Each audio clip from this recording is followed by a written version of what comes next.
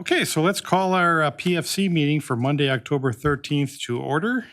Roll call, we have two absent commissioners, Joe Dean and Sarah, both are excused. Moving on to public appearances, anyone here for an appearance tonight? Seeing none. I do want to acknowledge a letter that the police department received from Port resident Gene Boyer.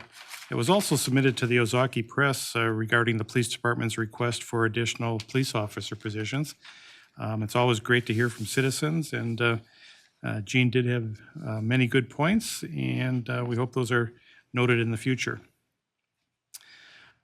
Chairman's comments, I have none this evening, so we can move on to review of meeting minutes of the September 8th meeting. And commissioners, any corrections or additions to make to those?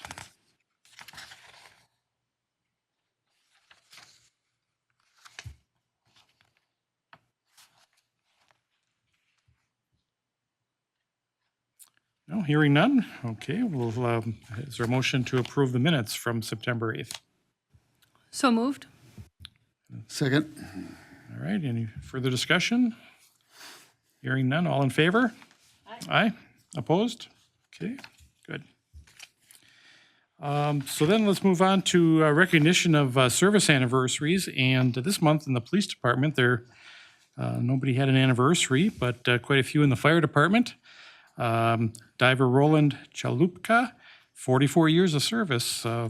He's right up there, Chief, isn't he, with years of service? Longer than I've been alive. There you go. By quite a few. All right. We also have EMT Mike Ibes, 26 years of service. Firefighter EMT Ben Hedrick, 2 years. Paramedic Steve McGaffey, 2 years. EMT Dan Nelson, 2 years. David Pogman, 13 years of service. And Deputy Chief Scott Ziegler, 13 years of service. And PFC certainly appreciates their dedication to the city of Port and thanks them. Okay, then we can move along to the police department report. And let's take a look first at September bills. And Chief, anything there that stands out to you? No. Okay. Commissioners, any questions on the police department bills? No? Okay, good. How about municipal court statement? This is through August 31st, so it's the month of August. Any questions on that? No? Okay, hearing none. We can then look at calls for service and the August incident-based report. It's a busy month for the police department. And any questions there? No? Okay. Okay, hearing none there, we can then move on to the police chief's report. Chief? All right. I guess I wanted to start off by saying that we're shorthanded again. Besides not being up to full staff, full authorized staff, we had an officer that was injured off duty, and he's going to be out at least till the end of the year. So it kind of puts us in a bind. We've got lots of overtime shifts posted, and we film when we can with volunteers, and if not, we extend or bring people in early. So, and I guess the next thing I wanted to discuss, 2026 budget. I'm sure everybody saw that, in the newspaper, but basically what was cut from my budget was replacing squad cars for next year, adding additional officers, wellness visit, and also the Celebrate Digital Investigations software. We are working on possibly a different alternative for the Celebrite digital investigation software. At the Ozaki Chiefs meetings, we've been discussing possibly where all agencies can contribute money towards the software. I guess there's a lot to be ironed out yet to see if that would work. And obviously, too, that still would cost the city some money. So that's, I guess, maybe a work in progress. Just one question on that. How often would that software be used if you were to have it? It varies every year, Okay, depending on how many cases you have and the type of software that we want to get is one that works when a phone is locked. Right. And then it's able to get us into the phone. I'll wait a second here. okay. Sorry.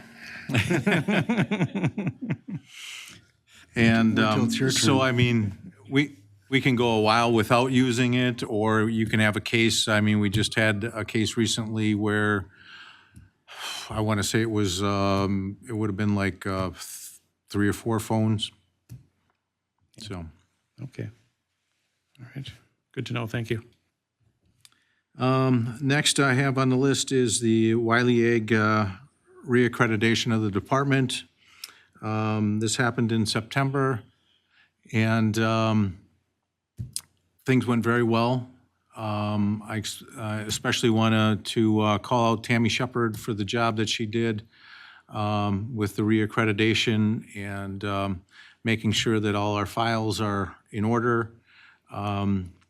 What we were told is that the accreditors that were out looking through our files are going to ask that we be reaccredited, and the board for Wiley Egg meets sometime this month, and then they make that final decision.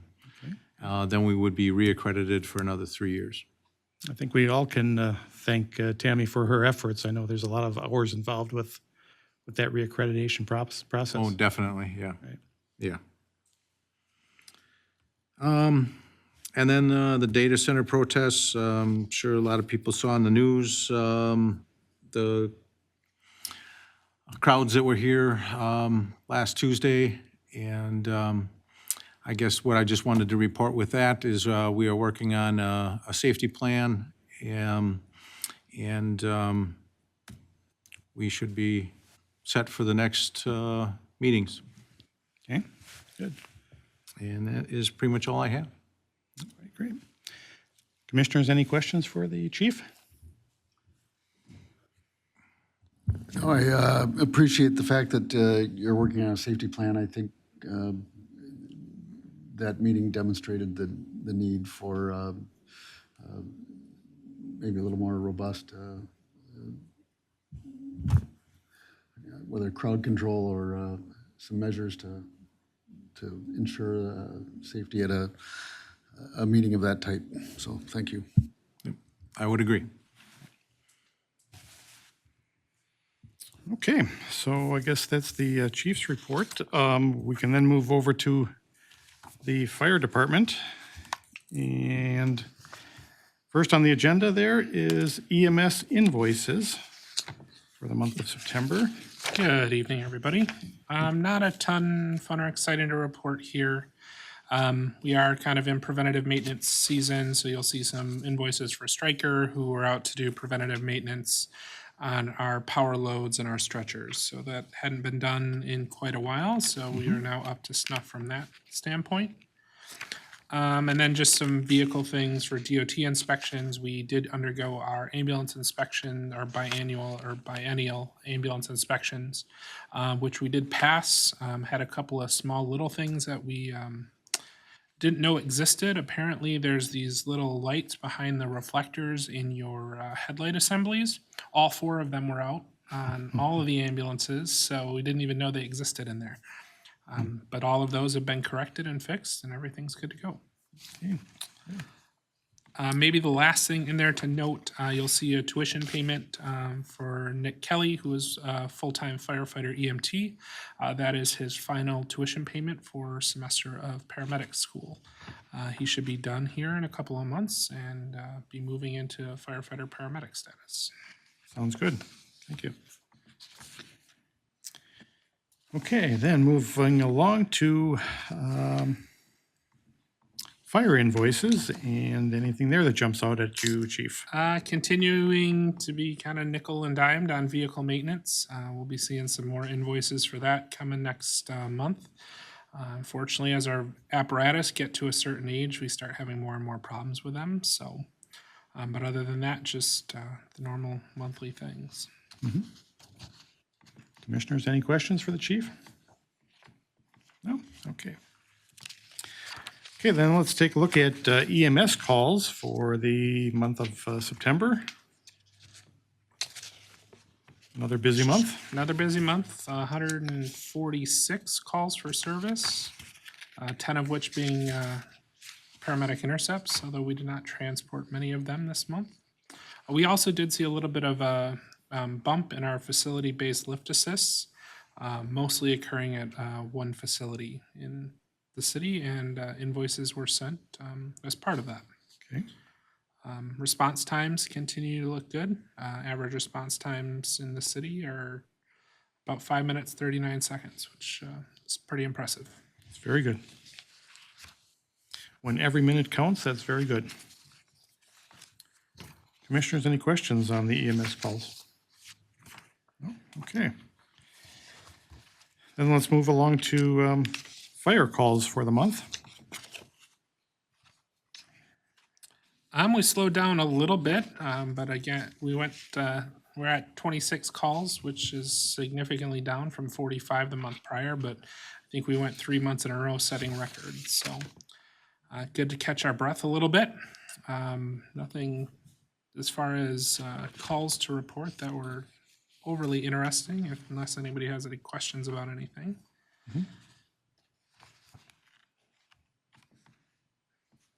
No, hearing none. Okay, good. And mutual aid requests, just 4, it looks like, right? Yep.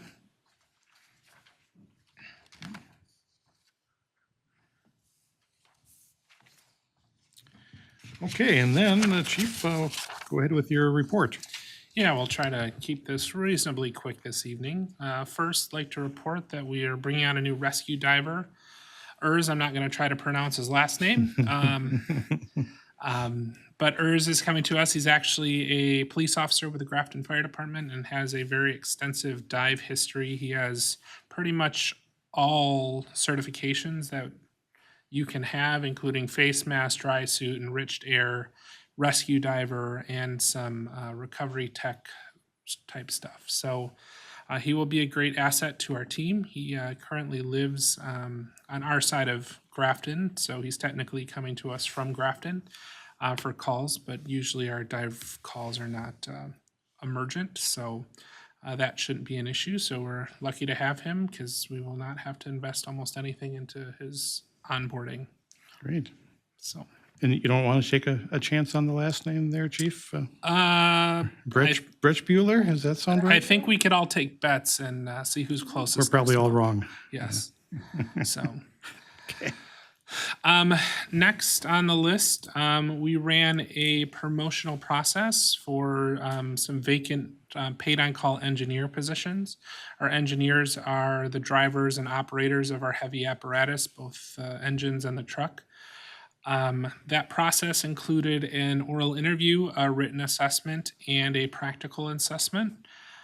Based on the results, we would like to promote current firefighter Rick Lathrop and firefighter Ricky Gilson to the rank of engineer. I don't believe we need action on that, considering it is a part-time position. Yeah, part-time positions don't require PFC approval. So that should take effect probably in a couple of weeks. We plan on doing a badge pinning for both of them, and that will also encompass our new full-time firefighter paramedic, McKenna Krim. So great. we'll try to do all of those things together. Next on the list, the department was awarded a $10,000 grant from the Wisconsin DNR through their Forest Fire Protection Grant Program that will be applied to our new grass fire truck. That vehicle is currently in the construction phase.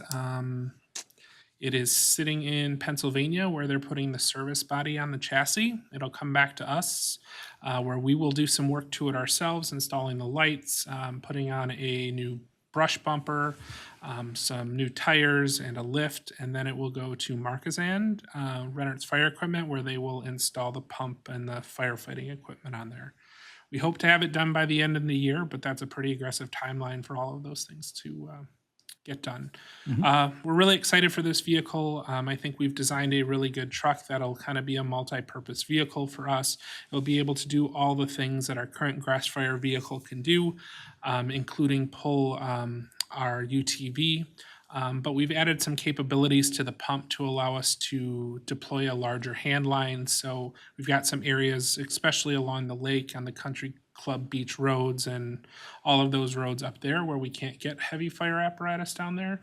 So we will be able to use hand lines off of the new grass fire truck for fire extinguishment in those places should we ever have to go out there. So it'll be a very useful vehicle for us. A little bigger than our current one, but I don't think there's such thing as a smaller vehicle than something built in 1992. So And the 1992 truck will be up for auction? yes, it will go on Wisconsin surplus once the new one is here and fully in service. Okay, that's a cream puff, isn't it? That Yeah, truck? I think it has like 15,000 miles, something like that on there. Maybe It a looks- collector would like that. Yes, yes. Like I said before, it's actually a GMC 25 or 3500, but it's, you know, small enough to look like the escape pod from the new grass fire truck that we're building. Sure. So I did, as we had mentioned at previous meetings, we've been working towards revamping our orientation process. That was one of the things that I wanted to get accomplished in my first year kind of in office here. I've included our new firefighter orientation manual in your packets. It is quite extensive, and I'd like to thank Deputy Chief Betcher and Lieutenant Beck for helping me with this. And they put a lot of time into the research and kind of coming up with what the checklist looked like. So I think we have a very comprehensive plan in place now. So when we get somebody off the streets or recently out of Fire One, we know how to get them up to speed with kind of how our department operates and comfortable putting them in the backseat of a fire truck and knowing that they're going to know what to do. I have to admit, Chief, that I tried to take the test and I got to question number 2 and I was stumped, so I'm not a surprised you got prospect for that your far. department. Looks very good, though. Looks like a lot of effort. Yeah, those guys put in a lot of effort on this project. So now we have something on the fire side to match what we had on the EMS side, and then we have a general orientation on top of that for all of our employees. Okay, great. Next on our list, last week was Fire Prevention Week, which is always an active time for us. It started with our open house on Saturday. We had about 250 to 300 guests stop by the station. We have been doing it in conjunction with the Fall Harvest Fest downtown, since we have a pretty good draw of people in the area anyways. So a lot of good feedback from members of the community, a lot of good pictures shared with us that are on our social media page. And then throughout the week, we visited Lincoln Elementary, St. John's, as well as Dunwoody, and met with all the first and third grade students at those schools for about an hour each grade to review some common fire safety techniques and topics. And then they did a tour of the fire trucks and the ambulances. So it's a good time without seeing all those kids. So Sure. we always like getting out into the schools. So, and we'll be stopping at one more place, CLC, I believe sometime this week or next week. So, Okay. and last on my list, just an update on the public safety building project. As you drive out there, you'll see things continue to progress. Surprise to us, a couple weeks ago, they started building our training tower in the back 40 there. They've made quick work of that. All the structural steel is up and they're framing out the rest of the walls. We're really excited about having the training tower. It's going to give us something that we haven't had before, opportunities to pull hose, spray water inside of structures. You know, there's only so much you can simulate in the firehouse, and this will be a huge asset to our department. You know, we've been working with some local tech schools to figure out how we can collaborate on the use of that building and potentially host classes here that'll benefit both us and the schools and our neighboring departments. So the training tower is really exciting for us, and then the rest of the building continues to progress. Structural steel is going up on both the police side and the kind of common areas in the middle.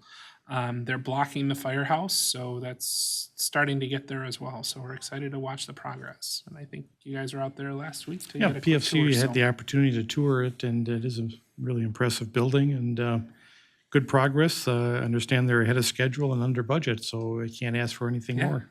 Last thing I'll say about the public safety building, there is a beam that is currently parked in the apparatus bay of the firehouse that is there for members of the police past and present, fire department past and present, city government, and to sign, and then it'll be going to the elementary schools tomorrow for all the kids in the community to sign. So if you're so inclined, please stop by after the commission meeting. Sounds good.